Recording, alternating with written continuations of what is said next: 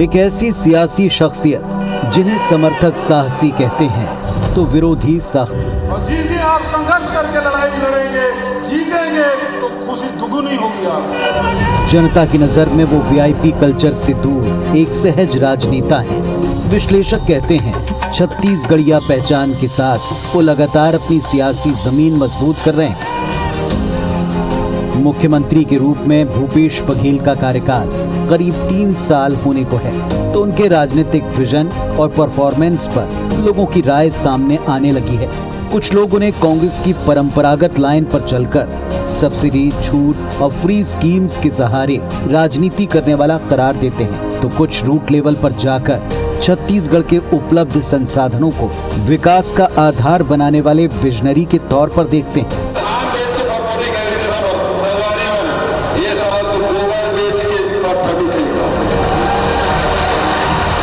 मुख्यमंत्री के तौर पर भूपेश बघेल को देखें तो उनका ठेठ अंदाज, उनका देसी संवाद और माटी से जुड़े होने का उनका मादा बहुत कुछ कहता है। सत्ता की रपटीली राह पर वो एक चेहरा, एक पहचान अगर गढ़ पाए तो उसकी वजह क्या ये नहीं कि भले ही आप उनसे असहमत हों, पर छत्तीसगढ़ की सियासी बिसात पर उनकी दमदार मौजूदगी को आप खारिज नहीं कर सकते।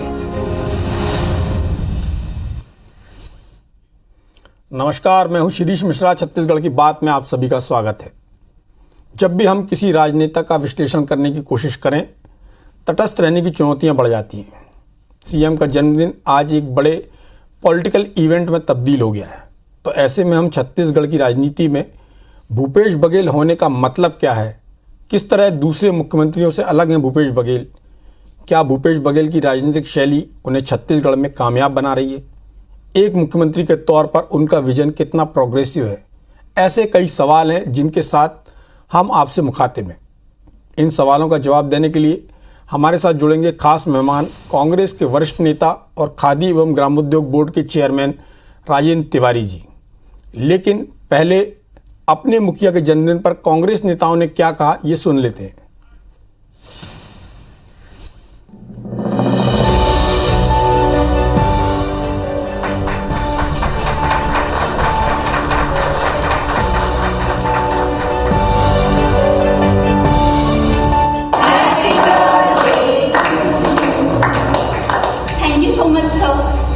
Such schools. Here we got a wonderful academic and best education facilities. माननीय भूपेश बघेल जी की सरकार छत्तीसगढ़ के विकास के लिए, छत्तीसगढ़ के निर्माण के लिए, छत्तीसगढ़ की बेहतरी के लिए बहुत काम किए हैं। घरा घरा काला समाढ़ाए हो। आम आदमी को फायदा पहुंचाने का काम अगर किसी ने किया है तो वो मुख्यमंत्री भूपेश बघेल जी हैं। जो छत्तीसगढ़ी मुख्यमंत्री हम लोग को जो चाहिए था, प्रदेश को चाहिए था, वो हमारा मुख्यमंत्री छत्तीसगढ़ी मुख्यमंत्री पेवर ओरिजिनल मिला है। अभी फिर से भूपेश बघेल जी को मुख्यमंत्री के रूप में देखना चाहते हैं।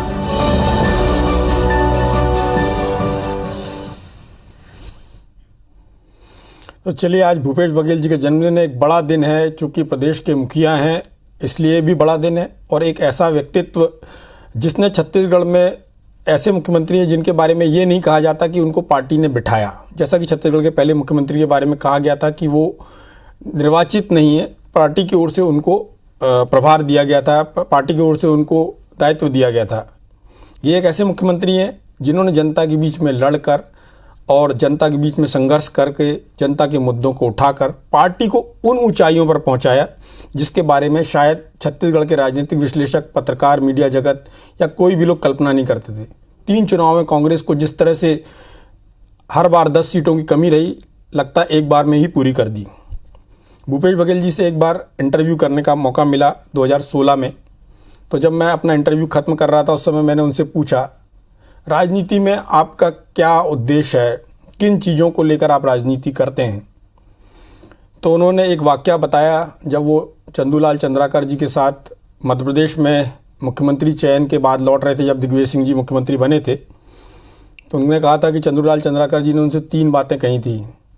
पहला कि जब तक राजनीति में हो अपना व्यवसाय मत करना, जो पारिवारिक व्यवसाय या काम हो उसी को आगे बढ़ाना। दूसरा, पार्टी का जो भी नेतृत्व हो उसके साथ रहना। और तीसरा, पार्टी के साथ कभी दगा मत करना। चौथी बात उसमें एक और जुड़ गई है कि उन्होंने छत्तीसगढ़ी अस्मिता और जो स्वाभिमान है उसको आगे बढ़ाया और अपने उन समर्थकों के लिए जिन्होंने उनका बुरे वक्त में साथ दिया उनके साथ खड़े दिखाई दिए। 2 बड़े लोकसभा चुनाव हारना और एक विधानसभा चुनाव हारना और उसके बाद भी अपनी राजनीति और अपने वजूद को बनाए रखना और बढ़ाए रखना, ये भूपेश बघेल जैसे व्यक्तित्व के लिए ही संभव है। अब छत्तीसगढ़ की राजनीति के बारे में बहुत अच्छी समझ रखने वाले, करीब 50 सालों से छत्तीसगढ़ की राजनीति को बहुत करीब से देखने वाले, दिल्ली, भोपाल, रायपुर सभी जगह देखने वाले और उसमें सक्रिय भूमिका निभाने वाले राजेंद्र तिवारी जी से अच्छे विश्लेषक मुझे लगता नहीं इस विषय पर कोई हो सकते थे। क्योंकि मुख्यमंत्री जी के जन्मदिन का मौका है तो सोचा कि राजेंद्र तिवारी जी के साथ ही चर्चा कर ली जाए, वो बेहतर बता पाएंगे। उन्होंने संघर्ष के दिन भी देखे हैं और पार्टी जब सत्ता में 3 साल पूरा करने जा रही है कुछ महीनों बाद, तो वो बता पाएंगे कि क्या परिवर्तन आया या क्या परिवर्तन नहीं आया। भूपेश बघेल जी में कौन कौन सी खूबियाँ हैं और कौन कौन सी जो उनकी विशेषताएं हैं वो वैसे ही हैं जैसे वो कांग्रेस अध्यक्ष थे या फिर पहले जब वो विधायक थे या पहले जब वो मंत्री थे। तिवारी जी, आपकी निगाह में आपने मध्य प्रदेश में कई मुख्यमंत्री देखे हैं, छत्तीसगढ़ में आपने अजीत जोगी जी को भी देखा होगा। आपकी पार्टी की बात करता हूँ, फिर बाकी पार्टियों की भी बात कर लेता हूँ। भूपेश बघेल जी में क्या खास है, क्या अनोखा है? योजनाओं की बात हम इस प्रोग्राम में ज़्यादा नहीं करेंगे। इस प्रोग्राम में हम चर्चा उनके व्यक्तित्व पर ही केंद्रित रखना चाहते हैं। चाहें तो आप बीच में योजनाओं के बारे में भी बात कर सकते हैं। ठीक है डॉक्टर मिश्रा, सबसे पहली बात तो ये है कि भूपेश बघेल जी के व्यक्तित्व को लेकर के जिन शब्दों में आपने उनके व्यक्तित्व को परिभाषित किया है वो बिल्कुल सटीक है। थोड़ी सी बात और मैं जोड़ना चाहूंगा। हालांकि आपने मुझको प्रतिबंधित कर दिया है कि मैं योजनाओं की और उनकी जो महत्वाकांक्षी योजनाएं हैं, खास तौर से उनकी जो एक विहंगम दृष्टि है छत्तीसगढ़ के सर्वांगीण विकास की, उस पर बात शायद नहीं कर पाऊं क्योंकि वो बहुत विराट आकाश है और समय का पंख आपने बहुत छोटा सा दिया हुआ है। तो मैं संक्षिप्त में जरूर कहना चाहूंगा, आपकी बात चाहूंगा। आपने जो कहा बात यह है कि आपने समय की बात की तो उनके जन्मदिन को लेकर इतना ज़्यादा उत्साह है कि हमारे पास समय की उस कारण से कमी है कि इतने विज्ञापन है उस कार्यक्रम के लिए। और साथ में मैंने योजनाओं के लिए इसलिए बोला कि योजनाओं को लेकर हमें जानकारी है और आप उनकी जो बातचीत करेंगे हम उसमें आप उन बातों को सामने ला सकते हैं। मैं उन अनछुए पहलुओं के बारे में जानना चाह रहा हूँ जो लोगों तक पहुँचना बहुत जरूरी भी है और वो उनकी खासियत भी है।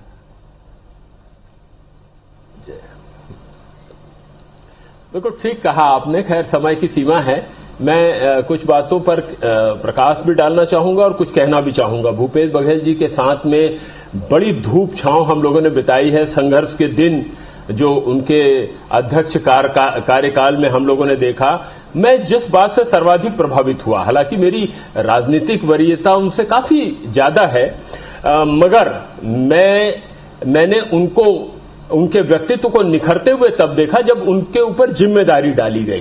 प्रदेश कांग्रेस कमेटी के अध्यक्ष के रूप में डॉक्टर मिश्रा उन्होंने इतना शानदार काम किया। जब वो बने थे तो कई लोगों को विश्वास नहीं होता था, मगर धीरे धीरे धीरे अपने कार्य से, अपनी प्रत्युन्नति बुद्धि से और सबको जोड़ के रखने की अद्वितीय क्षमता से, उनकी सबसे बड़ी विशेषता ये रही कि संगठन को उन्होंने एकजुट करने का काम किया और खुद प्रयास करते थे, खुद मेहनत करते थे, जिसका सुपरिणाम ये हुआ कि 1000 किलोमीटर की यात्रा, मुझको वो दिन भुलाए नहीं भूलते हैं जब उनके पैरों में छाले रहते थे, सर्दी और खांसी से पीड़ित रहते थे और एलोपैथी दवाई वो सामान्यतः नहीं लेते हैं, होम्योपैथी दवाई के सहारे उन्होंने वो पूरी यात्रा अपनी पूरी किया और सबको बांध कर रखने का काम किया।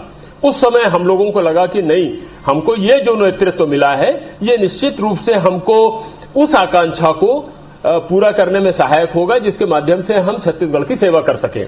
और अंततः वही हुआ। भूपेश बघेल जी के नेतृत्व में हमको सरकार बनाने का मौका मिला। सबसे बड़ी बात यह है जो भूपेश बघेल जी की जिस बात ने मुझको प्रभावित किया, आज का हुजूम देखने लायक था, वो स्वस्फूर्त था।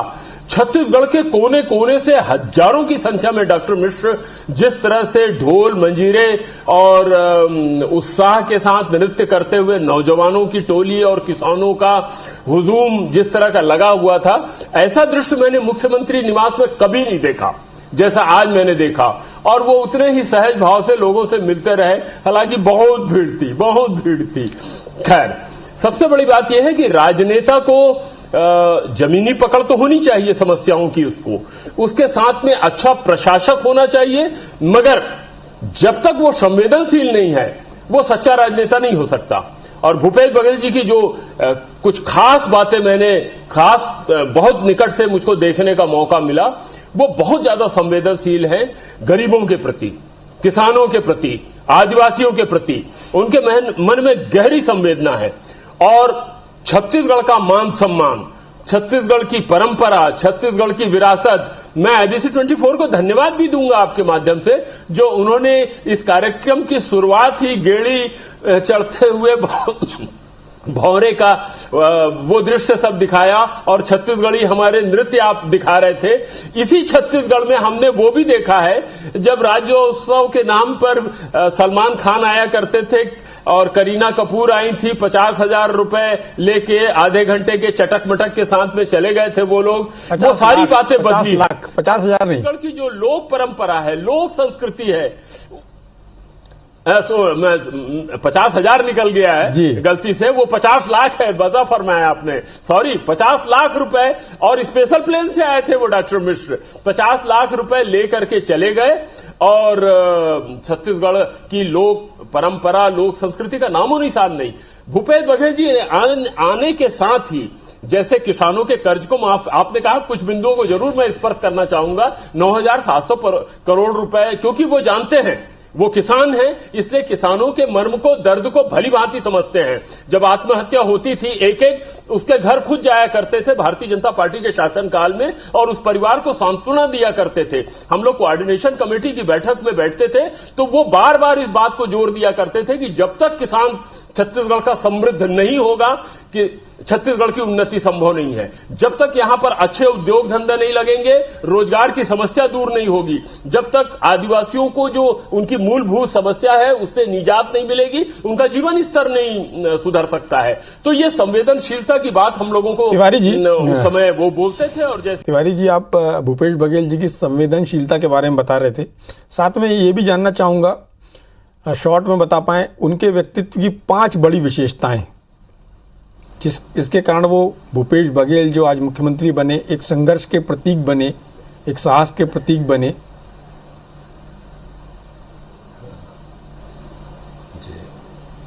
देखिए, सबसे पहले मैं स्थान दूंगा उनकी संवेदनशीलता को। चाहे सूरजपुर के कलेक्टर ने जिस तरह का काम किया था, हम सबको मालूम है, एक नौजवान को थप्पड़ मार दिया, उसके मोबाइल को तोड़ दिया था, खड़े पैर उन्होंने स्थानांतरण करते हुए जिन शब्दों में कहा कि छत्तीसगढ़ में ये सब नहीं चलेगा, गरियाबंद की बिटिया को जिस तरह से खड़े पैर उन्होंने ट्राइसिकल, मैं 20 उदाहरण दूंगा उनकी संवेदनशीलता की। तो सबसे पहले राजनेता के ऊपर एक बहुत अच्छे इंसान के रूप में मैं उनको संवेदनशील व्यक्ति मानता हूं। दूसरा, बहुत अच्छे प्रशासक हैं। अभी जिस तरह से उन्होंने निर्णय लिए जिले बनाने से लेकर के बाकी सारी बातों को, अभी 5 नए जिले बने हैं, अभी और 29 तहसीलें बनी हैं। तो ये जो सुदूर वनवासी अंचल तक सत्ता का द्वार, सत्ता पहुंचे, उसके लिए जो उन्होंने प्रयास किया है, सत्ता का जिस तरह से विकेंद्रीकरण करने का प्रयास किया है, वो अपने आप में अनूठा है। प्रशासनिक दक्षता के मैं आपको 10-12 ऐसे उदाहरण देना चाहूंगा जो बेहद उल्लेखनीय, मगर समय की कमी है, आपने 5 गिनाने के लिए कहा है। बहुत अच्छे दोस्त हैं वो, बहुत अच्छे, जिन लोगों ने संघर्ष के दिनों में उनका साथ दिया, उसका आगे बढ़कर के साथ देते हैं, और जो दुश्मन है उसको भी गले लगाने, मित्रस्य चक्षुषा समीक्षा में, इस भावना से काम किया उन्होंने। वो जो राजनीतिक रूप से उनके विरोधी हैं, उनको भी उन्होंने कभी नुकसान पहुंचाने का काम नहीं किया। एक संगठनकर्ता के रूप में चौथी खासियत जिसका मैं कायल हूं, एक बहुत अच्छे संगठनकर्ता हैं और उसकी बानगी आज हम लोगों को देखने को मिल रही थी। डॉक्टर मिश्र एक एक कार्यकर्ता को वो नाम लेकर के पुकार रहे थे, भीड़ में से वो भाषण भी दे रहे थे और भीड़ में से नाम लेकर के ये करके, तो जिस तरह की उनकी सांगठनिक क्षमता है वो अद्वितीय है। इन सारे गुणों से एक मुख्यमंत्री के रूप में, एक समग्र व्यक्तित्व के रूप में अगर देखें तो एक बेहतरीन मुख्यमंत्री के रूप में वो हम लोगों के सामने है। और सबसे बड़ी बात यह है, अभी तो 3.25 साल हुए हैं और सफलता की एक लंबी गाथा पूरी हुई है। अभी 2.25 साल में उनको लंबा सफर तय करके यहाँ की जो और समस्याएं बची हुई है, दुर्भाग्य से कोरोना के कारण जिसमें विराम भी लगा था, वो पूरा करेंगे। आने वाले चुनाव में वो हमारे चेहरे होंगे, उनकी नीतियों को लेके, उनके चेहरे को लेकर के हम अगला चुनाव लड़ने वाले हैं। जी डॉक्टर मिश्र, आप ये बताएं कि जो भैंसा कन्हार एक माइंस थी, आयरन और माइंस थी, उसको लेकर जो उनका संघर्ष था और उस समय के जो कांग्रेस के बड़े नेता थे वो जिस तरह से उनको परेशान कर रहे थे, और उसके बाद उन्होंने जो लड़ाई सुप्रीम कोर्ट तक लड़ी और झीरम हमला हुआ, उसके जो शहीद थे उनकी पार्टी के, आपकी पार्टी के, उनके लिए जो संवेदनशीलता उनकी दिखाई दी और उनके लिए जो संघर्ष दिखाई दिया, उसके बारे में जानना चाहूँगा। ये सब बातें भी थी जिसने इस तरह के संघर्ष ने उनको आगे बढ़ाया, उनको तपाया।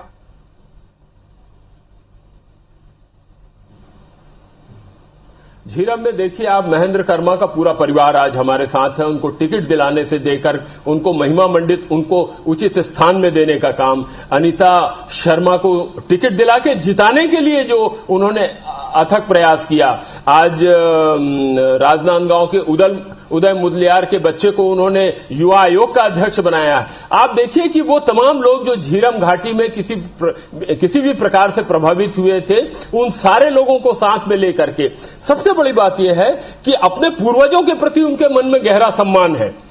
आप एक लंबी श्रृंखला देखिए, उन्होंने जिस तरह से यहां योजनाओं के, छत्तीसगढ़ के बहुत बड़ी बात है तिवारी जी, आपने जो पूर्वजों को लेकर जो सम्मान है, जो छत्तीसगढ़ अस्मिता के प्रतीक रहे हैं, जिन्होंने छत्तीसगढ़ शब्द के लिए और छत्तीसगढ़ियों के लिए संघर्ष किया दिल्ली में, उनके लिए उनके प्रति जो समर्पण का भाव है और जिस तरह से उनको प्रतिष्ठित करने का काम किया, छत्तीसगढ़ की संस्कृति को, कला को, यहाँ के लोगों को, उनके मान को बढ़ाने का जो काम किया, उसके लिए निश्चित रूप से मुख्यमंत्री जी धन्यवाद के पात्र हैं। और उम्मीद की जानी चाहिए, जैसा कि आपने कहा कि अगले चुनाव में आपकी पार्टी का चेहरा होंगे, और जिस तरह से आपकी पार्टी ने असम में या बाकी जगहों पे भी उनकी योजनाओं का प्रचार प्रसार कर रही है, जो उनकी अच्छी योजना है, जिसके लिए केंद्रीय दल आता है, यहाँ पे अध्ययन करता है, तो निश्चित रूप से उम्मीद की जानी चाहिए कि मुख्यमंत्री जी ने जिस तरह से अलग अलग वनवासियों के लिए, टाटा की जिनके लिए जमीन गई थी उनके लिए जो काम किया, इस तरह का जो संवेदनशीलता का जो काम है, जो जनता के लिए ज़्यादा जरूरी काम है, उसमें काम करते रहेंगे और भगवान उनको दीर्घायु करे, स्वस्थ रखे और उनको यशस्वी बनाए।